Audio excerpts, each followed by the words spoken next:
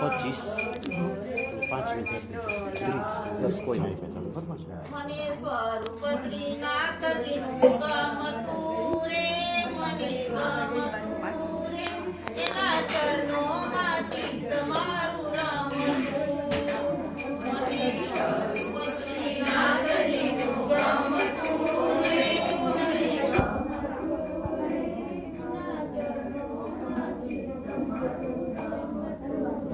Photo લઈ લીધો શ્રીનાથજીનું ધામ છે, શ્રીનાથજીનું ધામ છે, શ્રીનાથજીનું ધામ છે, શ્રીનાથજીનું ધામ છે. સદાય રહે છે ધમ ધમ તુરે, ધમ ધમ તુરે, એના ચરણોમાં ચિત્ત મારું.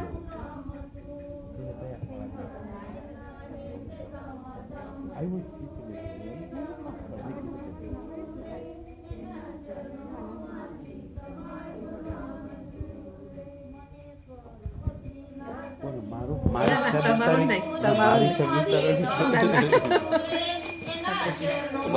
દર્શન કરાવું ને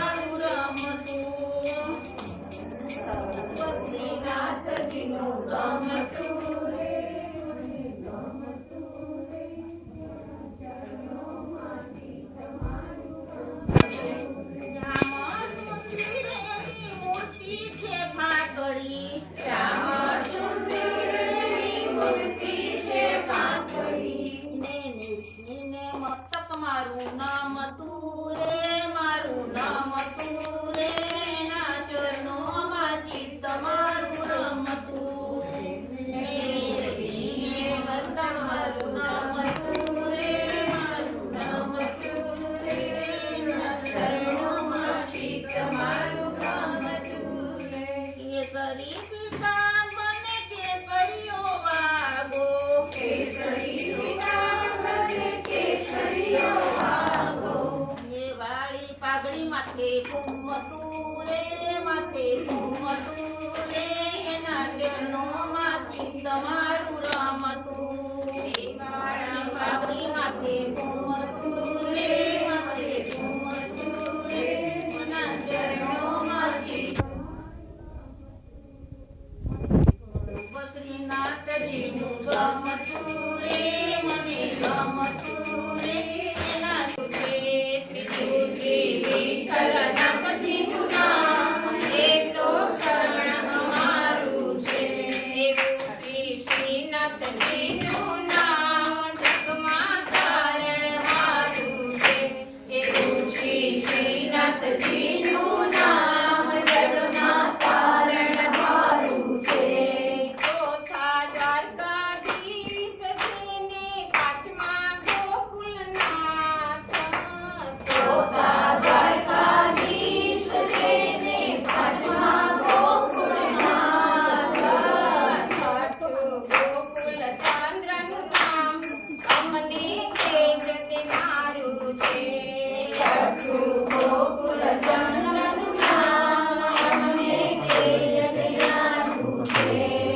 ખૂણામાં સવરાય છે એટલે હા મારે બેસવાનું છે.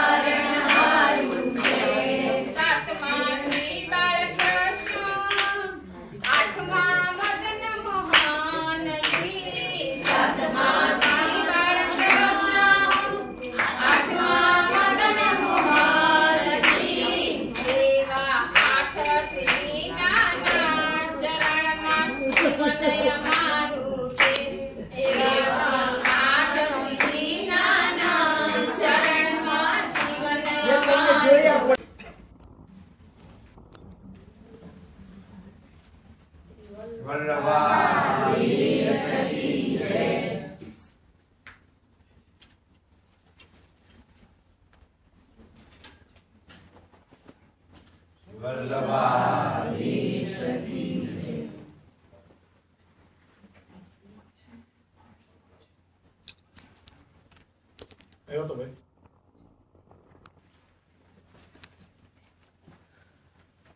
માઇક લઈ લો કોલેજ કરી અરે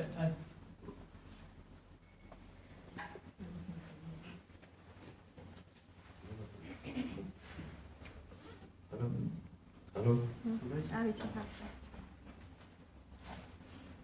દંડવત પ્રણામ સર્વે વૈષ્ણવ મારા જય શ્રી કૃષ્ણ પ્રણામ જેનો પરિચય તો બધાને હશે જ તેમ છતાં ટૂંકમાં પરિચય આપું ચંપારણ કાંદીવલી અમરેલી નરેશ પૂજ્યપાદ ગોસ્વામી 108 દ્વારકેશલાલજી મહારાજ 3 દિવસ આપણને ગોપી ગીત ઉપર રચનામત આપશે રચનામત તો ગોપી ગીત વિશે આખું વીક જોઈએ 9 દિવસ જોઈએ પણ ટૂંક સારમાં આપણને આપશે અને દરરોજ બપોરે 1:30 થી 4 વાગ્યા સુધી છે તો સર્વે વૈષ્ણવ પધારવાની નમ્ર વિનંતી છે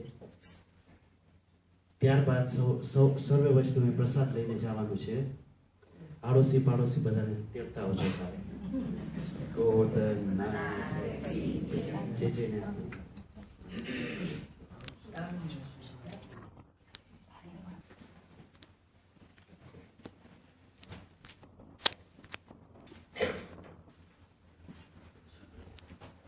नमामि श्रीद्वारिकाधीशं शोभया नित्यसेवितं शङ्खचक्रादिसंयुक्तं घनश्यामं चतुर्भुजम् प्रभुर्नंद कुमारो में स्वामिनी वृषभानुजा कृतार्थोऽहं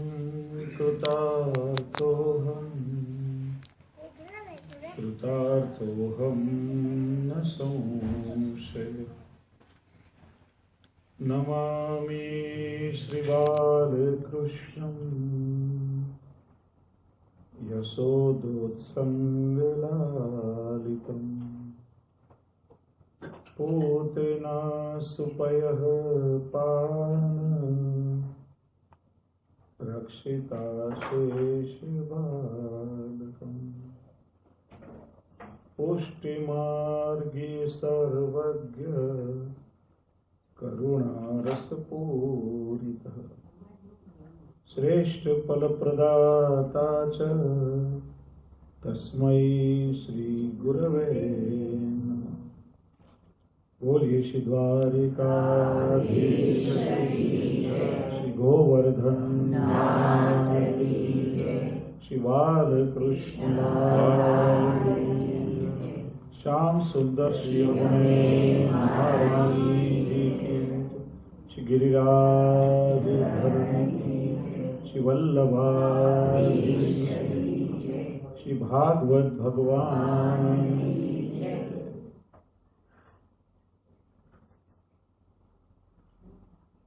श्रीनाथ जी मंदिर श्री वल्लभ निधि ट्रस्ट आत्मीयजनों स्वजनों परम भगवती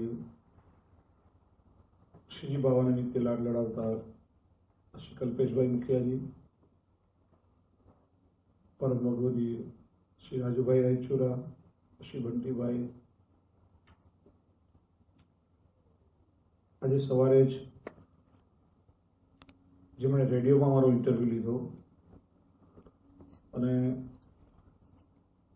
गुरु पूर्णिमा हमणां ज 9 तारीखे गई ए निमित्ते गुरुનું શું મહત્વ છે વિષય પર ચર્ચા થઈ એવા પરમ ભગવતી બેનપણીએ બેઠા છે અને આપ સૌ શ્રી વલ્લભના લાડીલા કૃપા પાત્ર ભગવત ગુણગાન અનુરાગી ભગવતી વૈષ્ણવો ખૂબ ખૂબ આનંદનો અવસર છે શ્રીજી બાવાના સાનિધ્યમાં શ્રીજી બાવાની છત્રછાયામાં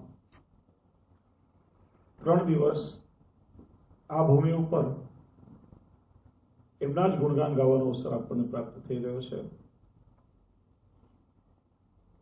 अने प्रभु ज्यां बिराजे पुष्टि पुरुषोत्तम प्रभु ज्यां बिराजे स्थान तो स्वयं व्रज होय त्यां साक्षात व्रज खड़ू थई जाय પ્રસંગ આવે છે ને, ઠાકોરજીએ જ્યારે શ્રી મહાપ્રભુજીને પ્રથમ બ્રહ્મ સંબંધ આપ્યો,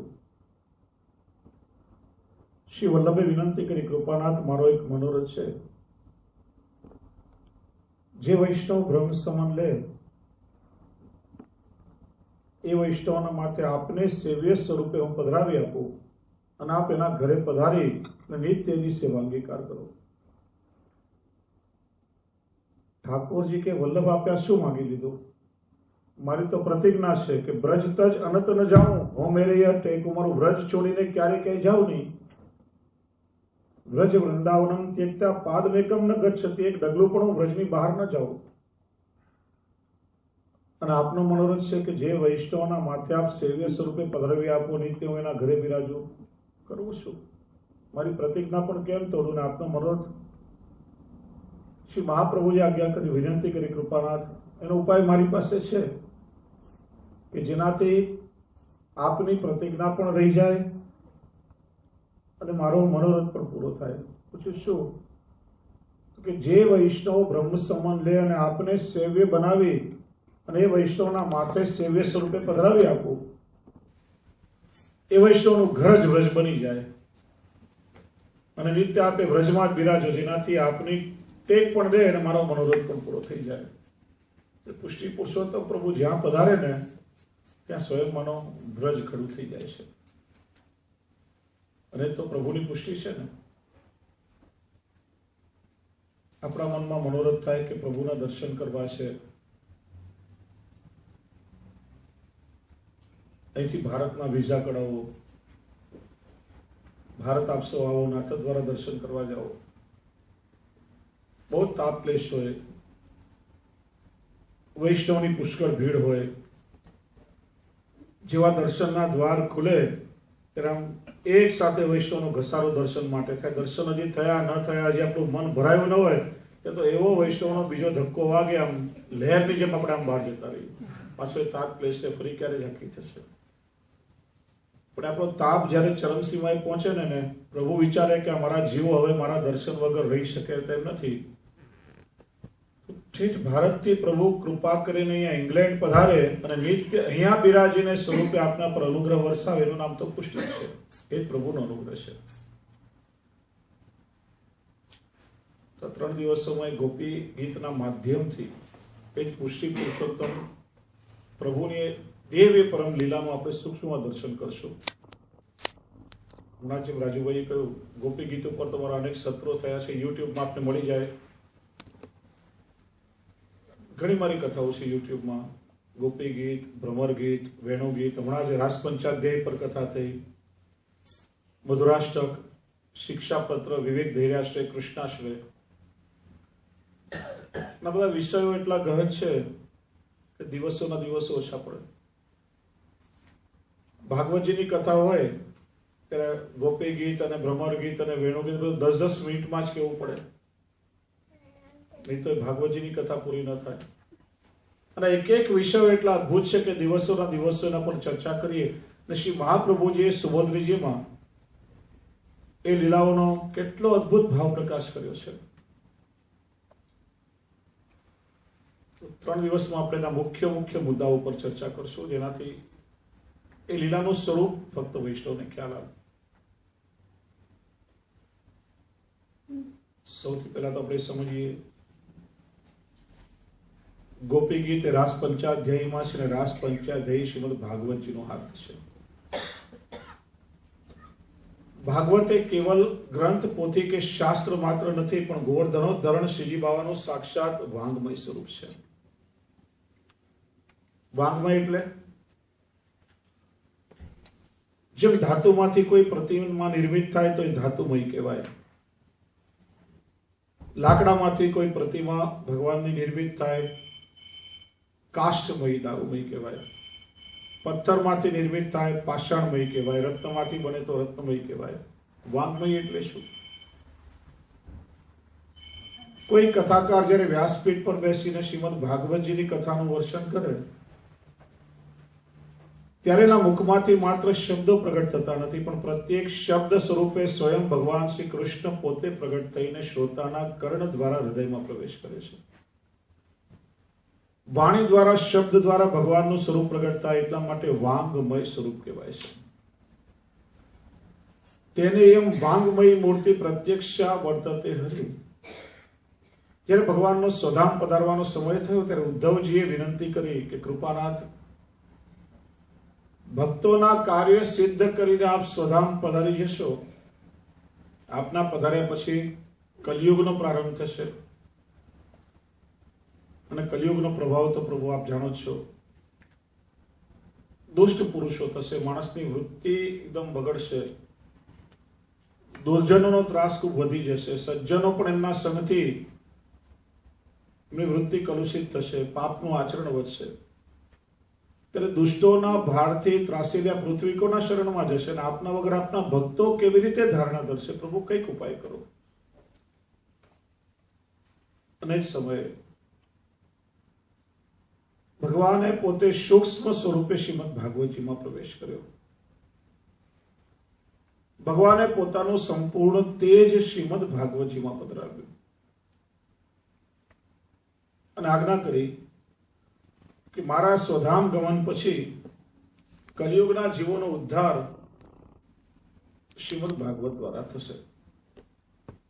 સ્વકીયમ યદ ભવેત તેજસ તચ્ચ ભાગવતે દધાત તિરોધાય પ્રવિષ્ટોયમ શ્રીમદ ભાગવતાર્ણવમ તેને એમ વાંગમય મૂર્તિ પ્રત્યક્ષા વર્તતે હરિ સેવનાથ શ્રવણાથ પાઠાત દર્શનાથ પાપનાશી.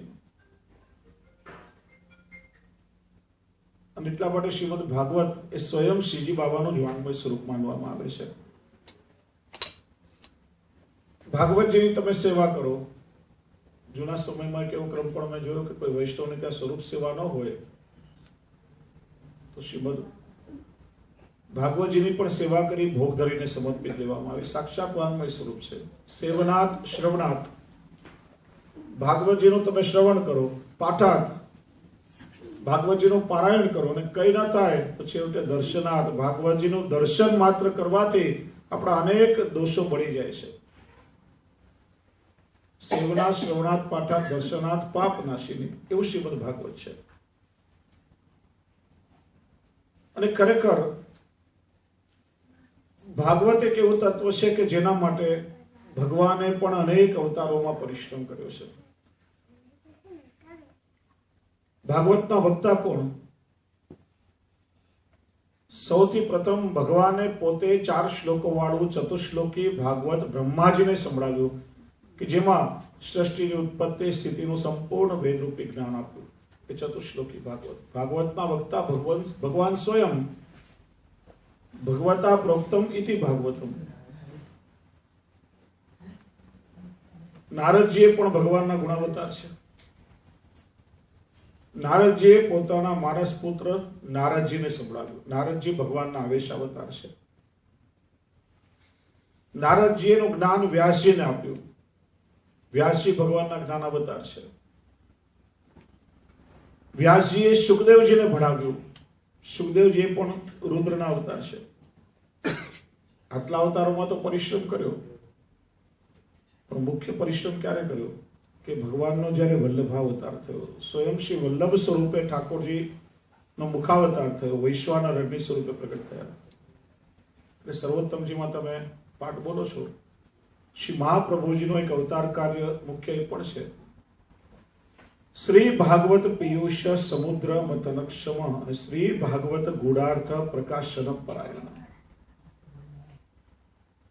ભાગવત રૂપી અમૃતના સમુદ્રનું મંથન શ્રી મહાપ્રભુજીએ કર્યું અને એમાં રહેલા પ્રભુની લીલાના ગોળ સ્વરૂપના જગતને શ્રી મહાપ્રભુજીએ સમજાવ્યું છે. એટલા માટે ના તો રાસલીલા છે. રાસલીલે કે તાત્પર્ય શ્રી મહાપ્રભુજીએ જે ભાવ પ્રકાશ પ્રભુની લીલાનો કર્યો છે જગતમાં બીજા કોઈ કર્યો નથી. ભાગવત રૂપી અમૃતના સમુદ્રનું મંથન કરી 7 પ્રકારે શ્રી મહાપ્રભુજીએ ભાગવતજીના અર્થો કર્યા છે. શાસ્ત્રાર્થ, સ્કંદાર્થ, અધ્યાયાર્થ, પ્રકરણાર્થ, વાક્યાર્થ, શબ્દાર્થ અને અક્ષરાર્થ. એક એક અક્ષરનો અર્થ શ્રી મહાપ્રભુજીએ પ્રભુની લીલાનો પ્રગટ કર્યો છે. પ્રસંગ આવે છે ને, પદ્મનાભદાસજી ભાગવતના ઉત્તમ જ્ઞાતા હતા. આખું ભાગવત એમને કંઠસ્થ અને ઉત્તમ વક્તા પણ હતા. બહુ સુંદર કથા કરી. એકવાર એમની કથા થઈ રહી હતી અને શ્રી મહાપ્રભુજી ત્યાં પધાર્યા, કથાનું શ્રવણ કર્યું. આપણે આજ્ઞા કરી, પ્રસંગ પૂરો થયો એટલે શ્રી મહાપ્રભુજી કહ્યું, પદ્મનાભદાસ તમે બહુ ઉત્તમ વક્તા છો, આ લીલાનો થોડો વધારે વિસ્તારથી સમજાવો. પદ્મનાભદાસજી વિસ્તાર કર્યો. ફરી શ્રી વલ્લભે કહ્યું, और लीला को रहस्य कछु प्रकट करो. એ કથાને વધારે વિસ્તારથી સમજાવી. ત્રીજી વાર શ્રી વલ્લભે કહ્યું, और कछु भाव प्रकाश करो. ત્યારે પદ્મનાભદાસે કહ્યું, મહારાજ જો શુકને કહી સો મેને કહી. જે સુખદેવજીએ કહ્યું એ બધું મેં કહી દીધું, આનાથી વધારે હવે કથા છે જ નહીં, અને જો હોય આપ સંભળાવો. એમ કરી પદ્મનાભદાસ તો વ્યાસપીઠ પરથી નીચે ઉતરી ગયા, શ્રોતા બનીને બેસી ગયા.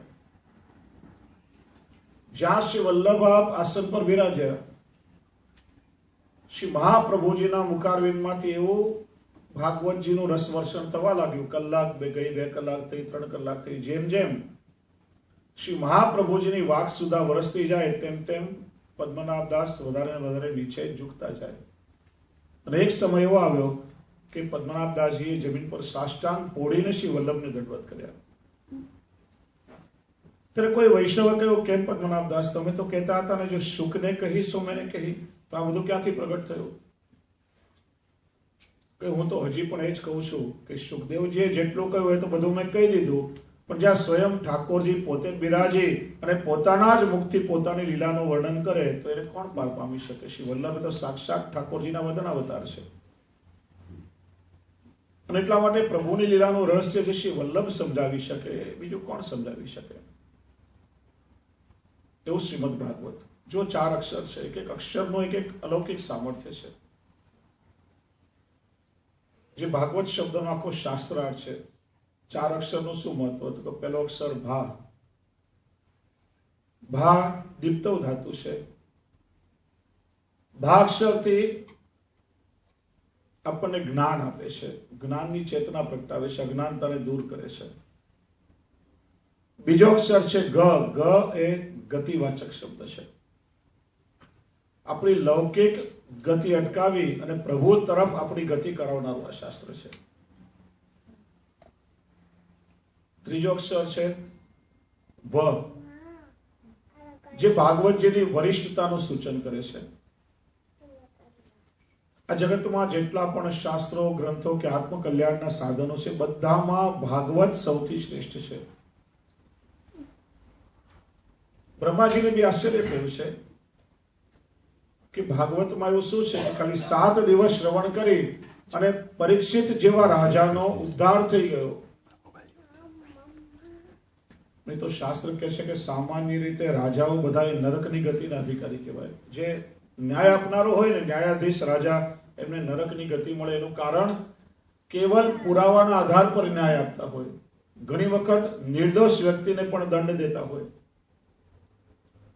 અને મોટું એ પાપનું કારણ બને. કોઈ નિર્દોષને દંડ દેવો એ બહુ મોટું પાપ કહેવાય. એટલે રાજાઓને બધાને લગભગ નરકની ગતિ મળે. સમજા વિચારા વગર ન્યાય કરતા હોય, એ ધર્મને છોડી દેતા હોય. અને પરીક્ષિતે તો ઋષિનો અપરાધ કર્યો હતો, ઋષિનો શાપ મળ્યો હતો. આટલી સરળતાથી નો ઉદ્ધાર કેવી રીતે થઈ ગયો? એવું ભાગવતમાં શું છે? બ્રહ્માજીએ સત્યલોકમાં એક બહુ મોટું ત્રાજવું બનાવડાવ્યું. ત્રાજવાના એક પલડામાં જેટલા પણ શાસ્ત્રો, ગ્રંથો, આત્મકલ્યાણના જેટલા સાધનો એ બધાને મૂક્યા. ત્રાજવાના બીજા પલડામાં શ્રીમદ ભાગવત પધરાવ્યું. કહેવાય છે જે પલડામાં ભાગવત પધરાવ્યું એ વજનથી નીચે નમ્યું. ત્યારે જ દેવો ઋષિઓએ બધાએ નિર્ણય કર્યો કે આ કલિયુગમાં આત્મકલ્યાણનું અને પ્રભુની ભક્તિ કરાવનારું શ્રેષ્ઠ સાધન શ્રીમદ ભાગવત છે. અને સાક્ષાત ઠાકોરજીનું વાંગ્મય સ્વરૂપ છે. તો એવું શ્રીમદ ભાગવત. શ્રી મહાપ્રભુજી ભાગવતજી પર ટીકા લખી, એનું નામ છે સુબોધનીજી. તત્વાર્ધિક નિબંધ સુબોધનીજી આ બધામાં ભાગવતનું રહસ્ય શ્રી વલ્લભે પ્રગટ કર્યું છે. એટલા માટે શ્રી હરિરાય ચરણ જન્મ વૈપલ્ય નિરૂપાષ્ટકમ આજ્ઞા કરે, નાશ્રિતો વલ્લભાધીશો ન ચ દ્રષ્ટા સુબોધિની ના રાધે રાધિકાનાથ વૃથા તજન્મ ભૂતલે. માણસનું શરીર મળ્યું,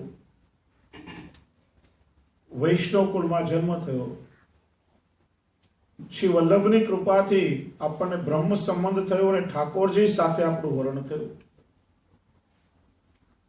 એવા વૈષ્ણવે નાશ્રિતો વલ્લભાધીશો શ્રી વલ્લભાધીશના ચરણ કમળનો આશ્રય કર્યો નથી. ન ચ દ્રષ્ટા સુબોધિની શ્રી મહાપ્રભુજીની ભાગવતની ટીકા એવી સુબોધનીજીનું અવલોકન કર્યું નથી.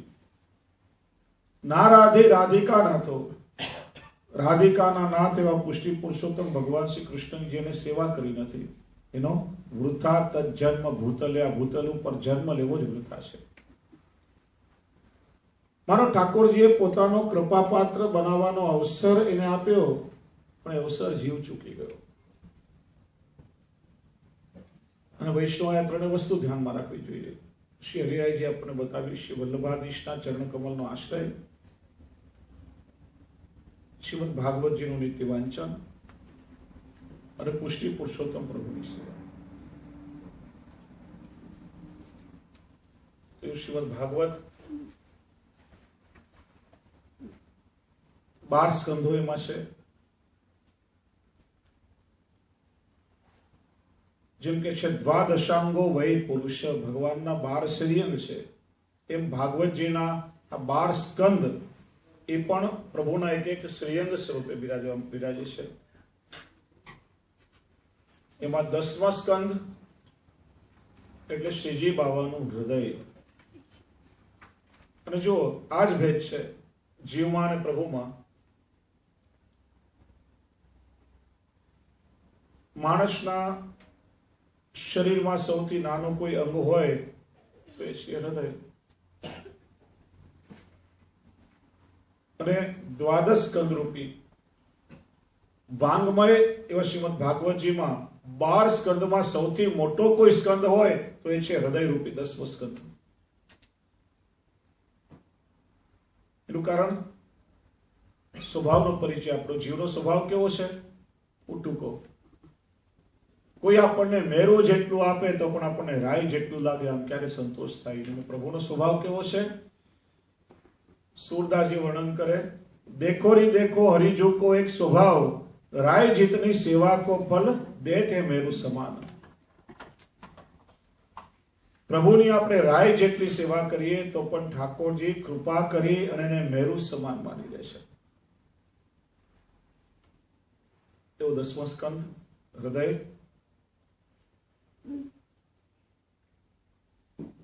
અને 10મા સ્કંદનો સ્કંદાર્થ શ્રી મહાપ્રભુજી એક જ કારિકામાં સમજાવે છે. તમે લોકો બધા મંગલાચરણમાં નિત્ય એનો પાઠ કરો છો.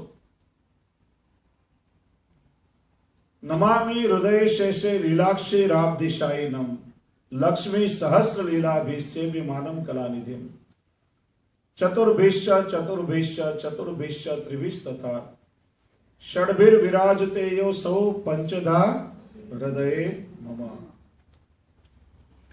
આખા 10મા સ્કંદનું નિરૂપણ એક કારિકામાં શ્રી મહાપ્રભુજી કર્યું છે. શ્રી આચાર્ય શરણાજ્ઞા કરે છે, મારા હૃદય રૂપી શેષ શૈયા પર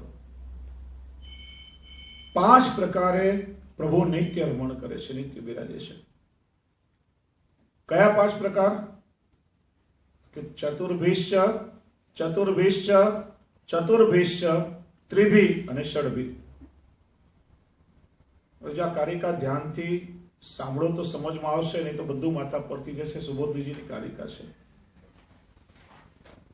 10મા સ્કંદનો આખો સ્કંદાર્થ શ્રી મહાપ્રભુજી આમાં બતાવ્યો છે. તેનું પ્રમાણ આપે છે, એતે ચાંસ કલા પુંસ કૃષ્ણસ્તુ ભગવાન સ્વયં. અંશ કલા વ્યોગ જ્ઞાન બધા અવતારોમાં કૃષ્ણ એ જ ભગવાન છે. જો આપણે બધા ભાગ્યશાળી છે કે શ્રી મહાપ્રભુજીએ એ સર્વોપરી તત્વ જેને આપણે સુપ્રીમ પાવર કહીએ છીએ એ સેવ્ય બનાવીને આપણા માથે પધરાવી આપ્યું છે, જેને આપણે ઘરમાં સેવા કરીએ છીએ. એટલે આ વસ્તુ બરાબર સમજો. ઘણા લોકોના મનમાં આમ શંકા રહેતી હોય, પુષ્ટિ માર્ગ હિન્દુ વૈદિક ધર્મનો જ પાયો છે. શ્રી મહાપ્રભુજી તો જગતગુરુ છે, વિશ્વ આખાના ઉત્કર્ષનો સત સુંદર માર્ગ બતાવ્યો. હિન્દુ ધર્મમાં 33 કોટી દેવદેવીઓ છે. શબ્દ પર ધ્યાન આપજો. ઘણીવાર આપણે લોકો આપણી મૂર્ખાઈનું પ્રદર્શન કરીએ છીએ. મારા હિન્દુ ધર્મમાં 33 કરોડ દેવો છે, 33 કરોડ તીર્થો છે. કરોડની સંખ્યા ક્યાં બતાવી? કરોડ ગણવા જશો તો યાદ પણ નહીં રહે. કોટી શબ્દના બે અર્થ થાય. કોટી એટલે કરોડ અને કોટી એટલે પ્રકાર. 33 પ્રકારના દેવો છે, કરોડ નથી. ઇન્દ્ર, રુદ્ર, વસુ, આદિત્ય, ધાતા એ બધું મળીને કુલ 33 પ્રકાર બતાવ્યા છે. એમાં પંચદેવની ઉપાસના મુખ્ય છે. આ બધું છોડીને કેવલ આપણે કૃષ્ણનો જ આશ્રય કેમ કરીએ છીએ? તેનું કારણ શ્રી મહાપ્રભુજી બતાવે છે કે જેટલા પણ દેવ દેવી છે એ બધા જ ભગવાન કૃષ્ણની અંગભૂત સૃષ્ટિ છે. અને અર્જુનને વિરાટ સ્વરૂપમાં ભગવાન એનો અનુભવ કરાવ્યો કે આ 14 ભુવન મારી અંદર છે, તમામ દેવદેવીઓ બધા મારો અંશ છે. અને ભગવાને પોતાના સ્વરૂપમાં જ બધું દર્શન અર્જુનને કરાવ્યું. આ બધા દેવદેવીઓ એ કૃષ્ણની અંગભૂત સૃષ્ટિ છે. બીજા બધા ભગવાનના અવતાર કહેવાય છે. કૃષ્ણ સ્વયં અવતારી છે, અવતાર નથી, પોતે અવતારી પ્રગટ થયા છે. બીજા બધા ભગવાનના અંશ છે, જ્યારે કૃષ્ણ અંશી પોતે છે. અને શ્રી મહાપ્રભુજી સમજાવે છે કે આપણે જ્યારે કૃષ્ણની સેવા કરીએ ત્યારે બધાનો સમન્વય કૃષ્ણની સેવામાં એની મેળે થઈ જાય છે. જુદી જુદી પછી કોઈની ઉપાસના કરવાની બાકી રહેતી જ નથી. કૃષ્ણની સેવામાં આ બધાનો એની મેળે સમય થઈ જાય, કારણ કે એ સર્વોપરી છે, મૂળ છે. તમે ઝાડના મૂળમાં સિંચન કરો પાણીનું તો આખું ઝાડ પોસાય, પણ આમ ડાળીને પાંદડાને બધે પાણી છાંટો ને મૂળ જો સુકારે ને તો ઝાડ સુકાઈ જાય. તમે પેલો શ્લોક બોલો છો, આકાશાત પતિતમ તોયમ યથા ગચ્છતિ સાગરમ સર્વદેવ નમસ્કાર કેશવમ પ્રતિ ગચ્છતિ. નો અર્થ શું આ છે કે આકાશમાંથી વરસાદની જળની બૂંદો પડે, ઝરણું બને, ઝરણું નદીમાં જાય, નદી છેવટે ક્યાં જાય? યથા ગચ્છતિ સાગરમ. એમ સર્વદેવ નમસ્કાર, કોઈ પણ દેવને તમે વંદન કરો તો છેવટે ક્યાં જશે? કેશવમ પ્રતિ ગચ્છતિ. એ બધા તો વાહક છે. શ્રી મહાપ્રભુજી કહે છે કે ડાળીઓ અને બ્રાન્ચીસને પકડવા કરતા મૂળને જ પકડી લો ને. જ્યાં તે ભટકવાની શું જરૂર? કારણ કે સુપ્રીમ પાવર છે, સર્વોપરી છે. અહીંયા બ્રિટનના જે પ્રેસિડેન્ટ હોય એની સાથે તમારો સીધો પરિચય હોય, ડાયરેક્ટ કોન્ટેક્ટ હોય, તો પછી આમ બીજા કોઈ અમલદાર કે બીજા મિનિસ્ટરોનો કોન્ટેક્ટ કરવાની જરૂર શું? એમ કૃષ્ણ સર્વોપરી તત્વ છે.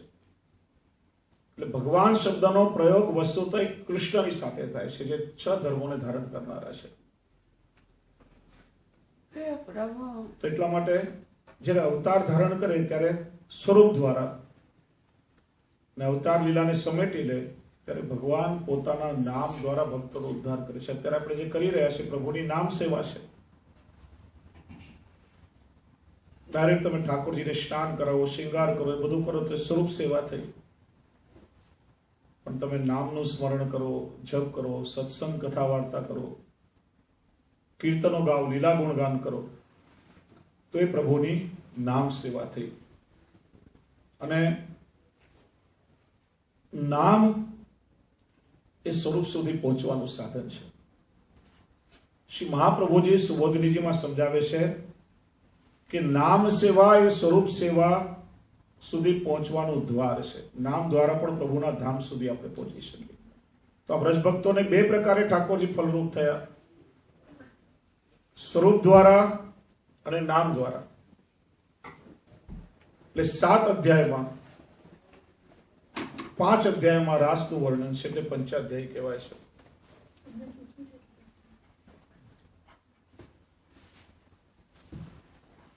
બોલીએ શ્રી વલ્લભાઈ. 5 અધ્યાયમાં રાસનું વર્ણન એટલે પંચાધ્યાય. ભાગવતજીમાં અનેક પંચાધ્યાય છે. 5 અધ્યાયમાં જે લીલાનું વર્ણન કર્યું એ બધી પંચાધ્યાય કહેવાય છે. 4થા સ્કંદમાં ધ્રુવ ચરિત્ર છે, એનું વર્ણન પણ 5 અધ્યાયમાં છે. ધ્રુવ પંચાધ્યાયી, બીજી છે અધ્યાત્મ પંચાધ્યાયી, જળ ભરતજીએ રઘુગણ રાજાને જે ભવાટવીનો ઉપદેશ આપ્યો, અધ્યાત્મ પંચાધ્યાયી. 7મા સ્કંદમાં દેવર્ષિ નારદ 5 અધ્યાયમાં વર્ણાશ્રમ ધર્મનું વર્ણન કરે છે. કર્મ પંચાધ્યાયી કહેવાય છે. પુરંજન ઉપાખ્યાન એ જ્ઞાન પંચાધ્યાયી કહેવાય છે. એમાં 5મી છે રાસ પંચાધ્યાયી.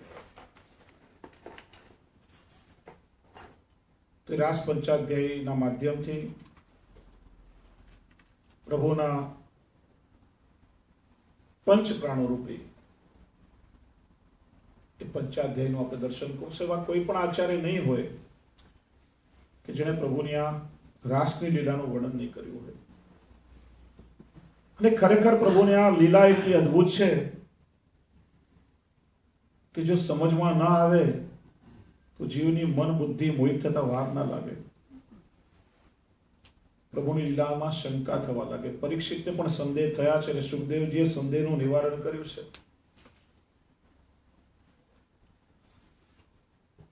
કે છે ને પ્રભુની પ્રાપ્તિ માટે કલયુગમાં 2 માર્ગ બતાવ્યા છે.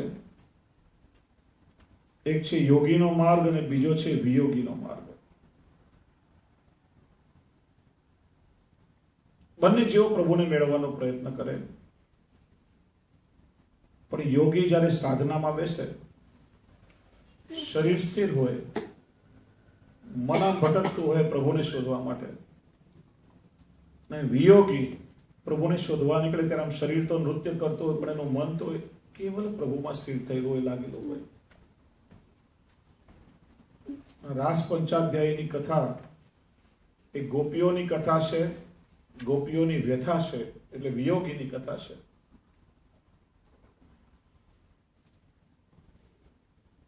જે ગોપીઓ પ્રભુને શોધવા માટે નીકળી છે, જેમના વચ્ચેથી પ્રભુ અંતર્ધાન થઈ ગયા છે. આ કથા સાંભળતા પહેલા એક વાત પહેલા એ પણ સમજી લઈએ કે આપણે પ્રભુને શોધવાની જરૂર નથી. શ્રી મહાપ્રભુજીએ કૃપા કરીને બ્રહ્મ સમન થતા ઠાકોરજીનું સ્વરૂપ તો આપણને પધરાવી જ આપ્યું છે. પણ આજે આપણે એવું શું કરી રહ્યા છીએ કે જેનાથી ઠાકોરજીનો અનુભવ આપણને નથી થઈ રહ્યો. પ્રભુ તો આપણા ઘરમાં બિરાજે છે પણ એનો અનુભવ આપણને નથી થઈ રહ્યો અને દિવસે દિવસે પ્રભુની સાથે આપણે દૂરી થતી જાય છે.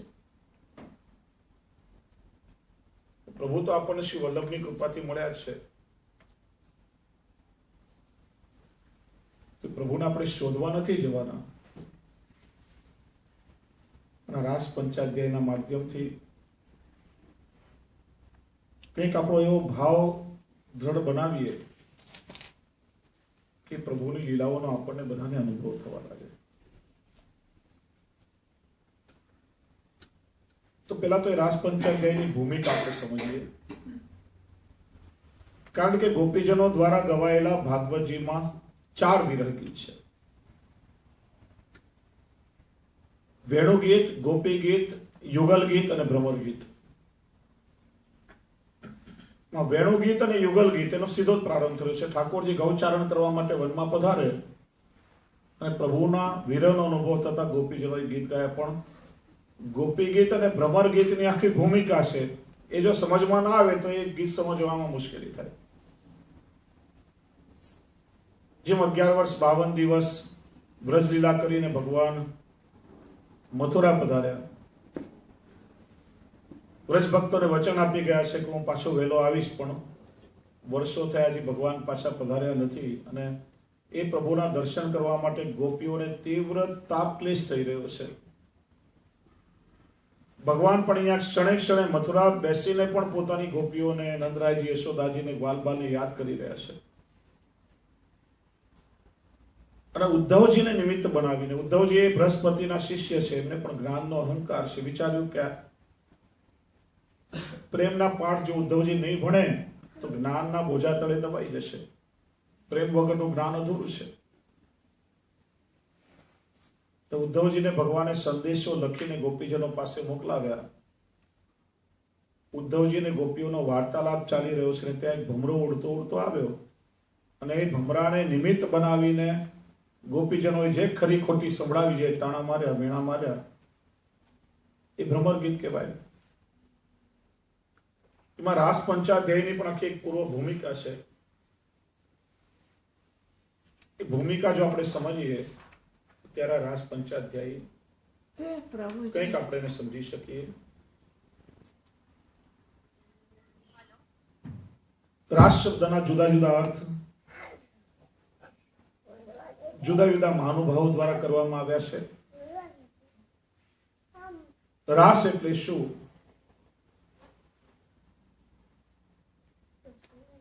કે જેમાં રસો વૈસ પ્રભુની લીલા છે. ભગવાન કેવા છે તો કે રસ રૂપ. તમને કોઈ પૂછે ભગવાન કેવા છે, તમે શું કહેશો? તમને કોઈ પૂછે પાણીનો આકાર કેવો હોય, તમે શું કહેશો? કહો તો ખરા, તો મને ખ્યાલ આવે, સાંભળો છો બધા. ચૂપચાપ બેસી રહેશો, મને નહીં ખબર પડે. પાણીનો આકાર કેવો હોય? જે પાત્રમાં પાણી ભરીએ ને એ પાત્ર પ્રમાણે પાણી આકાર ગ્રહણ કરી લે. ચાસણીનો આકાર કેવો હોય? જે બીવામાં તમે ચાસણી ઢાળો એ બીવા જેવો આકાર ગ્રહણ કરી લે. ભગવાન કેવા છે? શ્રી મહાપ્રભુ આજ્ઞા કરે છે, રસો વૈસ ભક્ત ભાવાત્મક, રસરૂપ છે. અને જે ભક્તના હૃદયમાં જેવો ભાવ હોય એ પ્રમાણે ભગવાન સાકારિત થઈને એને સ્વરૂપનો અનુભવ કરાવે છે. દસમા સ્કંદમાં છે, ભગવાન જયારે કંસના રંગમંડપમાં અને ધનુર્યજ્ઞમાં પધાર્યા, 10 રસનો અનુભવ કરાવ્યો. જેના હૃદયમાં જેવો ભાવ ભગવાન પ્રત્યે તો એવા દર્શન ભગવાનમાં થયા છે. વસુદેવજી દેવકીજીને લાગ્યું કે એનો પુત્ર ચાલીને આવી રહ્યો છે અને વાત્સલ્ય રસનો અનુભવ કરાવ્યો. કંસને ભયાનક રસનો અનુભવ થઈને એવું લાગ્યું કે સાક્ષાત જાણેનો કાળ સામેથી ચાલીને આવી રહ્યો છે. મથુરા નગરની સ્ત્રીઓને એવું લાગ્યું કે તો પ્રત્યક્ષ કામદેવ છે, શૃંગાર રસનો અનુભવ કરાવ્યો. યાદવોને ભગવાન પોતાના આત્મીય સ્વજન લાગ્યા, રાજાઓને શાસન કરતા લાગ્યા, પેલા મલ્લને ભગવાન વજ્ર જેવા લાગ્યા, દુષ્ટોને બિહામણા લાગ્યા. તુલસીદાસજી કહે છે ને, ઝાંકી હતી ભાવના જૈસી, હરિ મૂરત તિન દેખી તૈસી. ભગવાન ભક્ત ભાવાત્મક છે. તમે સાખ્ય ભાવથી પ્રભુને ભજો તો સખા બનીને આનંદ આપશે. દાસ ભાવથી ભજશો તો સ્વામી બનીને તમારા મનોરથ પૂરા કરશે. વાત્સલ્ય ભાવથી નંદરાયજીને યશોદાજી ભજ્યા તો પ્રભુએ બાળ લીલાનો અનુભવ કરાવ્યો. માધુર્ય ભાવથી ભજશો તો કાંત બનીને પ્રભુ સ્વરૂપાનંદનો અનુભવ કરાવશે. પણ એક વસ્તુ યાદ રાખો, કોઈ પણ ભાવથી ભજીએ ને આપણે ત્યાં પુષ્ટિ માર્ગમાં દાસ ભાવ એ મુખ્ય છે. દાસ ભાવ એ દરેક ભાવનો પાયો છે અને વૈષ્ણવ ક્યારે પણ ભૂલવું ના જોઈએ. કારણ કે બ્રહ્મ સંબંધ લેતી વખતે જ આપણે કહીએ છીએ દાસોહમ, કૃષ્ણ હું તમારો દાસ છું. અને દાસ ભાવમાં જીવ પ્રભુનું સુખ વિચારી શકે. બીજા બધા ભાવોમાં કદાચ અધિકાર મદ જીવને થઈ જાય તો જીવનો બગાડ થાય. કોઈ પણ ભાવથી ભજીએ સારી વાત છે, પણ દરેકનો પાયો દાસ ભાવ છે એ વૈષ્ણવે ક્યારે પણ ભૂલવું ના જોઈએ. અને અહીંયા પણ એ જ થયું કે માધુર્ય ભાવના અતિરેકમાં એ વ્રજ ભક્તો ભૂલી ગયા કે અમે પ્રભુના દાસ છીએ, ને ત્યારે સૌભાગ્ય મદ આવ્યો છે એટલે પ્રભુને અંતર્ધ્યાન થવું પડ્યું છે. અને એટલા માટે રસો વૈસ પ્રભુની લીલા એટલે રાસ. જ્ઞાનીને જયારે પૂછવામાં આવ્યું કે રાસ એટલે શું, તો કહું તત્વમસી, જેમાં તત્વ એટલે રાધા, ત્વમ એટલે કૃષ્ણ, જેમાં રાધા અને કૃષ્ણ બંને એક થઈ જાય એનું નામ છે રાસ. યોગ માર્ગીને પૂછવામાં આવ્યું કે રાસ એટલે શું, તો કહ્યું અનાહત નાદથી કુંડલીની શક્તિ જાગૃત થાય અને સહસ્રાર ચક્રમાં પહોંચે, જે પરમ આનંદની અનુભૂતિ થાય. અનાહત નાદ એટલે વેણુનાદ, કુંડલીની શક્તિ એટલે રાધા, એ વેણુનાદથી એ રાધારૂપી શક્તિ જાગૃત થાય, અને સહસ્રાર ચક્ર એટલે વૃંદાવનમાં જે પહોંચે અને સમાધિ લાગે અને જે પરમ આનંદનો અનુભવ થાય એનું નામ છે રાસ. મહાપ્રભુજી રાસ શબ્દનો અર્થ બતાવે છે. બ્રહ્માનંદનો આનંદ લઈ રહેલા જીવોને જ્યારે ભજનાનંદમાં નિયુક્ત કરવાની પ્રભુની ઈચ્છા થઈને પ્રભુએ જે પરમ લીલા કરી એ રાસલીલા છે. આ લીલા તો ખબર છે ને, ખ્યાલ હશે ને.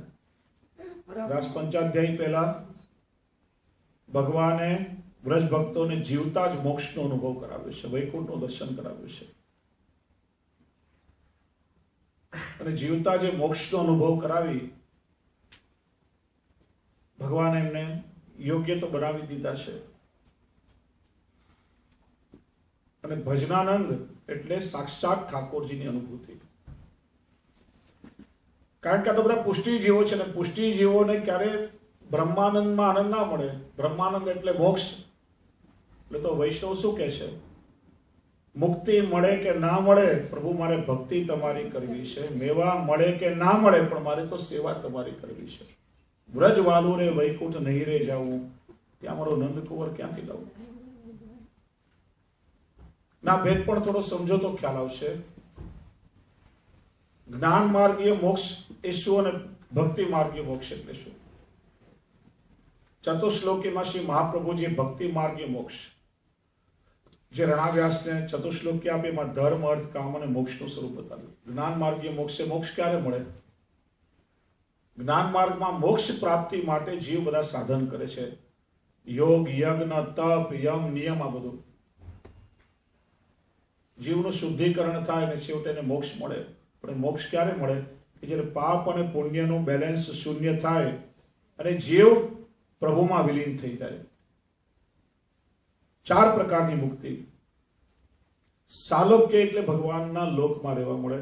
સારૂપ્ય એટલે ભગવાન જેવું ચતુર્ભુજ સ્વરૂપ ધારણ થાય જીવનું. સામીપ્ય એટલે ભગવાનની નિકટતા, દર્શનનો અધિકાર મળે.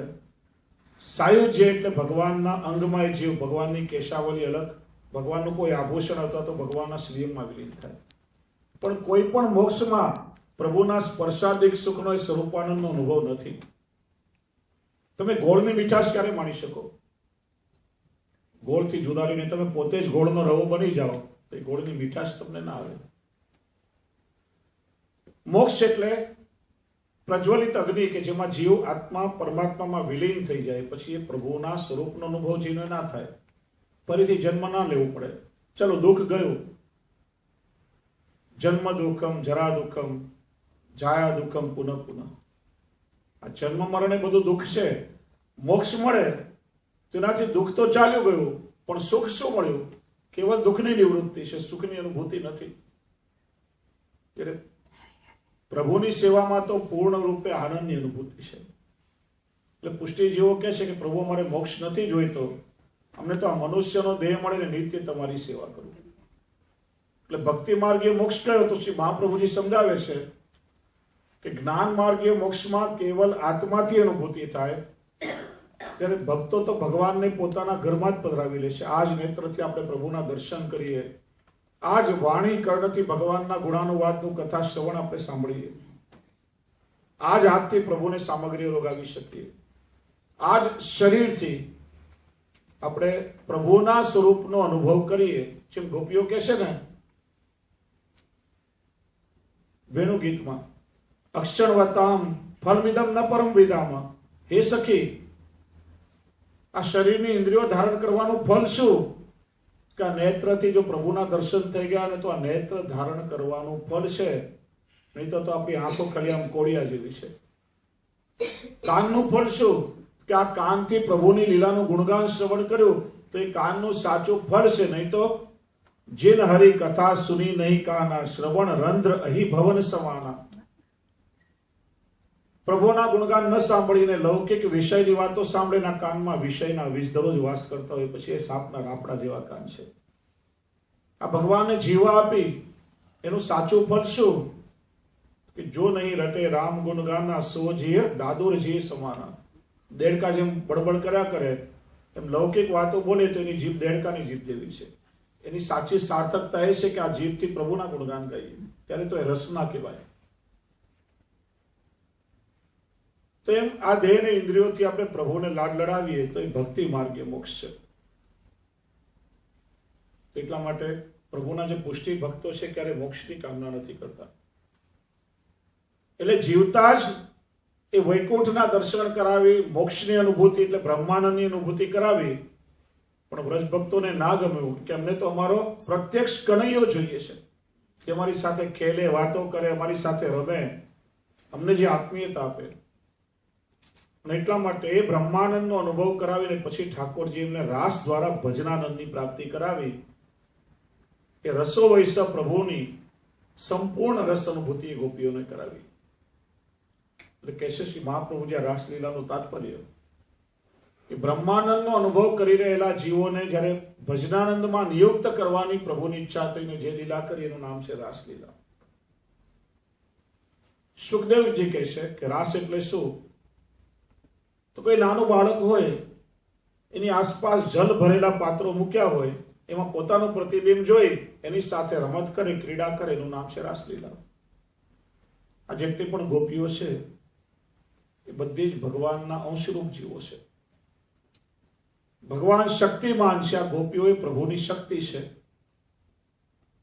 તો શક્તિમાને પોતાની શક્તિઓ સાથે કરેલી ક્રીડા, પોતાના અંશરૂપ જીવો સાથે પ્રભુએ કરેલી ક્રીડા એ રાસલીલા છે.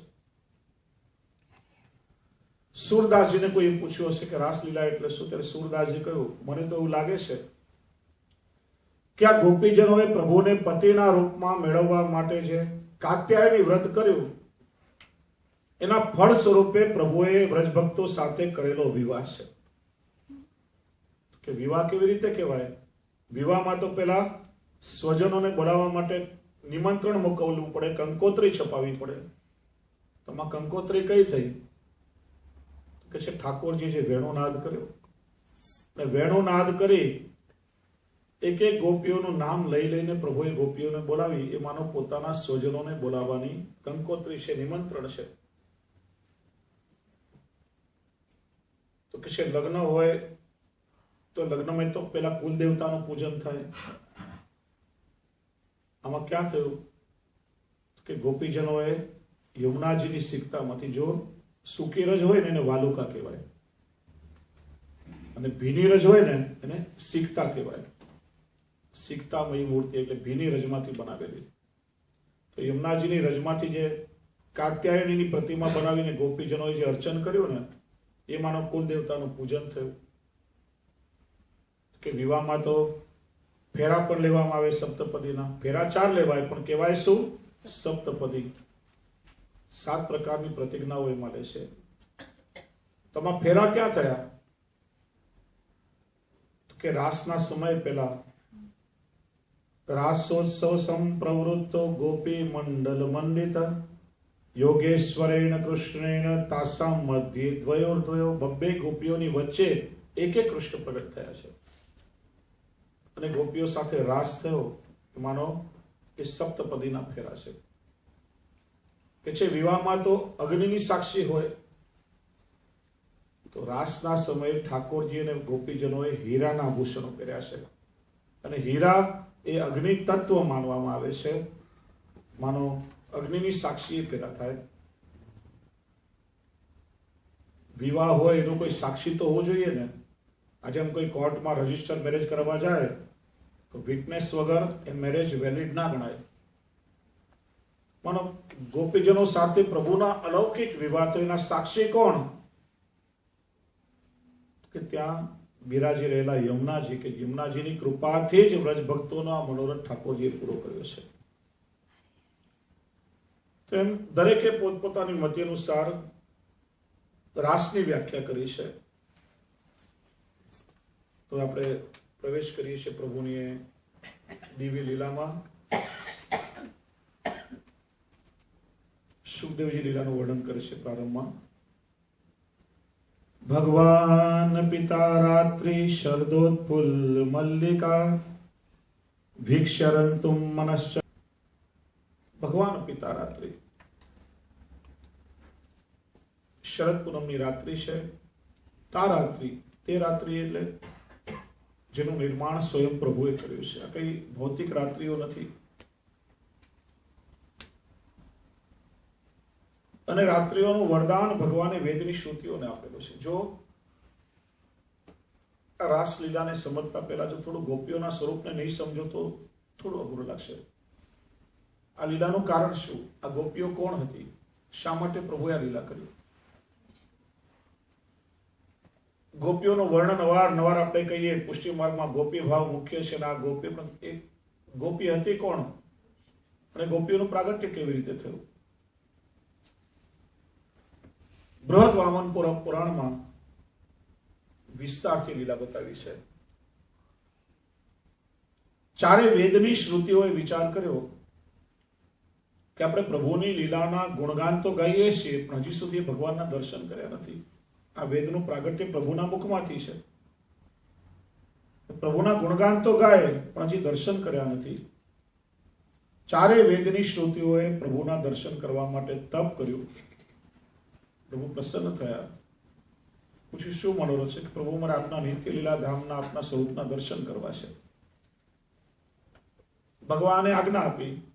ચારે વેદની શ્રુતિઓ પ્રભુના દર્શન કરવા માટે ચાલ્યા. પણ માર્ગ બહુ કઠિન, એટલો સરળ નહીં.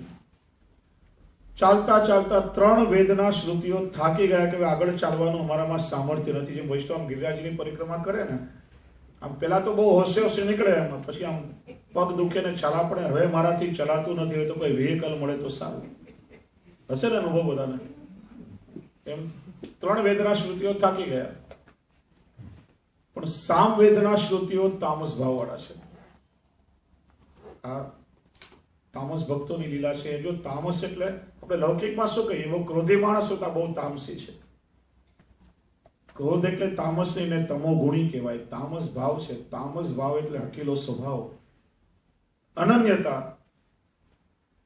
દૈન્ય ભાવ, આ બધું ભેગું થાય ત્યારે તામસ ભાવ કહેવાય. આ સામવેદના શ્રુતિ તામસ ભાવ વાળા હઠીલા છે. ભલે કંઈ પણ થાય, ગમે તેટલું કષ્ટ પડે, પણ અમે તો પ્રભુના દર્શન કરશું જ. અને પરિશ્રમ કરી નંદાલયના દ્વાર સુધી આવ્યા. દ્વારપાલ વ્રજભક્તો એ રોક્યા, ક્યાં જવું છે? તો પ્રભુની આજ્ઞા થઈ છે, દર્શન કરવા પ્રભુએ આજ્ઞા આપી છે. દ્વારપાલ વ્રજભક્તોએ પ્રભુને વિનંતી કરી ત્યારે ઠાકોરજી યુગલ સ્વરૂપ સાથે લીલા વિહાર કરતા કરતા પધારી રહ્યા છે. અને જ્યાં યુગલ સ્વરૂપના દર્શન થયા, સામવેદના 16,000 શ્રુતિઓ બધું ભૂલી ગયા. પ્રભુના યુગલ સ્વરૂપમાં એવા નિમગ્ન થઈ ગયા. ઠાકોરજી પૂછ્યું, શું ઈચ્છા છે? પ્રભુ આપની આ લીલા વિહારનું સુખ અમારે પણ લેવું છે. ત્યારે ઠાકોરજી આજ્ઞા કરી, કલ્પે સારસ્વતે ત્વામ વૈ વ્રજે ગોપ્ય ભવિષ્ય. સારસ્વત કલ્પમાં તમે વ્રજમાં ગોપી બનીને અવતરશો અને હું પૂર્ણ પુરુષોત્તમ કૃષ્ણ સ્વરૂપે અવતાર લઈશ, ત્યારે તમારા મનોરથો પૂરા થશે. ઠાકોરજી વરદાન આપ્યા. સારસ્વત કલ્પ એટલે બ્રહ્માજીનો પહેલો દિવસ. સોરી, આ બ્રહ્મકલ્પ એટલે બ્રહ્માજીનો પહેલો દિવસ જ્યારે વરદાન મળ્યું, અને સારસ્વત કલ્પ એટલે બ્રહ્માજીનો 12મો દિવસ. આપણે કાળની ગણતરી કેટલી છે એ પ્રમાણે જોઈએ તો આ સમય અવધિ કેટલી મોટી થાય. આપણા શાસ્ત્રોમાં જે કાળની ગણના બતાવી, ભાગવતજીમાં, અન્ય ઘણા પુરાણોમાં, કલ્પ એટલે શું? બ્રહ્માજીના દિવસને પણ કલ્પ કહેવાય, મહિનાને પણ કલ્પ કહેવાય, અને જુદા જુદા નામ અને એની ગણતરી છે. બ્રહ્માજીના વર્ષને પણ કલ્પ કહેવાય, અને દરેક બ્રહ્માનું આયુષ્ય 100 વર્ષનું છે. 100 વર્ષ પછીનું મૃત્યુ થાય, પછી નવા બ્રહ્માનું સર્જન ભગવાનની નાભીમાંથી થાય. કલ્પ એટલે શું? તો કે છે 4 યુગ છે: સતયુગ, ત્રેતાયુગ, દ્વાપરયુગ અને કલયુગ. એની ગણતરી આયુષ્યની બતાવી. સતયુગની લાઈફ કેટલી, આયુષ્ય કેટલું? 17,28,000 વર્ષ. ત્રેતાયુગ 12,96,000 વર્ષ. દ્વાપરયુગ 8,64,000 વર્ષ. અને કલયુગનું આયુષ્ય છે 4,32,000 વર્ષ. બહુ લાંબો છે. હજી કઈ આમ ઘણા લોકો કે આમ ઘોર કલયુગ અત્યારે, પણ ઘોર કલયુગ નથી આવ્યો. હજી તો કલયુગનું પહેલું ચરણ છે. હજી તો કલયુગને ખાલી 5,119 વર્ષ થયા છે. જો ભગવાન કૃષ્ણને કેટલા વર્ષ થયા તમને પૂછું છું? દર વર્ષે જન્માષ્ટમી મનાવો છો ને? આપણી બર્થડે યાદ રહે, આમ બીજાના કેટલા વર્ષ બધું આપણને યાદ રહે. 119. સરસ. કેટલા? 125. પાકું કહેશો કોઈ? ઠાકોરજી સામે દર વર્ષે પંચાંગ વંચાય છે, દર વર્ષે વરસ પણ વંચાય છે. તમારા બાળકો તમને આ ક્વેશ્ચન કરે, શું જવાબ દેશો? હું આ વાત અવારનવાર કહું છું. અન્ય ધર્મના લોકો છે ને, મુસલમાનો હોય તો એ નાનપણથી બાળકોને મદ્રેસામાં ઇસ્લામ કુરાન કમ્પલસરી ભણાવે, ધર્મને માટે બાંધછોડ નહીં કરે. ક્રિશ્ચનો એવરી સન્ડે ચર્ચમાં બાઇબલ શીખવા નિયમથી બાળકોને મોકલે. જૈનો પાઠશાળામાં નિયમ બાળકોને નિયમિત ભણાવવા મોકલે. જ્યુઇશને જો ધર્મને માટે એટલું પણ ચલાવી નહીં લે, ધાર્મિક ક્રિયાઓ વ્યવસ્થિત પૂરેપૂરી કરશે. ત્યારે 80% આપણા હિન્દુ ભાઈ બહેનો હોય કે જેના હાથમાં ભગવદ્ ગીતા પણ લીધી નથી હોતી. ભાગવત અને ભગવદ્ ગીતા વચ્ચેનો ડિફરન્સ પણ એ લોકોને ખબર હોતી નથી. ચલો નાના 2-3 ક્વેશ્ચન ખાલી ખબર હોય તો હાથ ઊંચો કરજો, બોલશો નહીં. ભગવદ્ ગીતામાં કેટલા અધ્યાય છે? 18. સરસ. ભાગવતમાં કેટલા સ્કંદ છે? 12. સરસ. લોકો સત્સંગી છો. રામાયણમાં કેટલા કાંડ છે? 7. સરસ. આ બધી વસ્તુનું નોલેજ હોવું જોઈએ આપણને. આપણા ધર્મ વિશે અને ધર્મગ્રંથો વિશે આપણને ના ખબર હોય તો બાળકોને આપણે શું આપશું ભાષામાં? જો ભગવાન કૃષ્ણને કેટલા વર્ષ થયા ને સીધી ગણતરી શીખડાવું. તમે કોઈ પણ ગુજરાતી પેપર જોશો ને, ગુજરાત સમાચાર, સંદેશ, તો એમાં યુગાબ્દ એવું લખેલું હોય છે. યુગાબ્દ એટલે કલયુગના વર્ષ. 5119. ભગવાન શ્રી કૃષ્ણ 125 વર્ષ ભૂતલ પર રહ્યા. 11 વર્ષ 52 દિવસ વ્રજમાં, પછી મથુરામાં કુલ 25 વર્ષ અને 100 વર્ષ ભગવાન દ્વારકા રહ્યા છે. અને ભગવાન સ્વધામ પધાર્યા ત્યારે કલયુગની શરૂઆત થઈ. તો 5119 માં 125 એડ કરો, કેટલા થાય? 5243. 43 પૂરા થયા, મતલબ 44 ચાલે છે. તો એટલા વર્ષ આપણા ભગવાન શ્રી કૃષ્ણને થયા છે. રામચંદ્રજી એનાથી એક યુગ પહેલા થયા. હમણાં જ